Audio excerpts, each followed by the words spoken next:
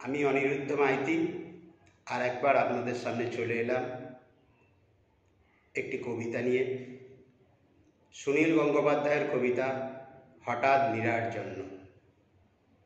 বাস স্টপে দেখা হলো 3 মিনিট, অথচ কাল স্বপ্নে তোমায় বহুক্ষণ দেখেছি। ছুরির মতো বিঁধে থাকতে সিন্ধু পাড়ে, দিক চিহ্নহীন 52 তীর্থের মতো এক শরীর।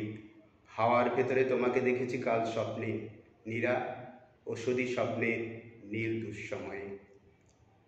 দক্ষিণ সমুদ্র ধারে গিয়েছিলে কবে, কার সঙ্গে?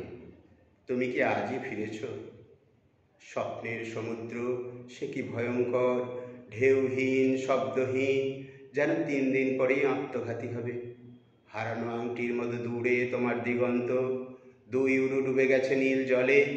তোমাকে দেখে মনে হলো কোনো জুয়ারির সঙ্গিনীর মতো, অথচ একলা ছিলে।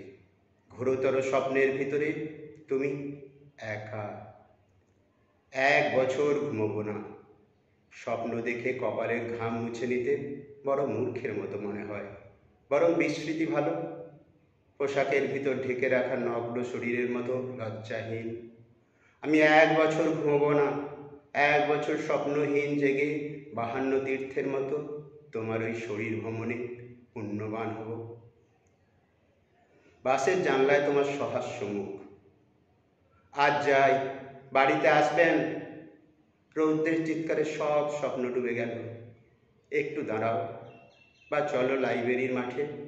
বুকের মধ্যে এ কথা কেউ বলেছিল। আমি সহসা হাত ঘড়ি দেখে লাফিয়ে উঠেছি। বাস, ট্রাম, রিক্সা ডিগবাজির মতো পার হতে যেন ওড়াং ওটাং 4 হাত পায়ে ছুটে গেছি অফিসের লিফটের দরজায়।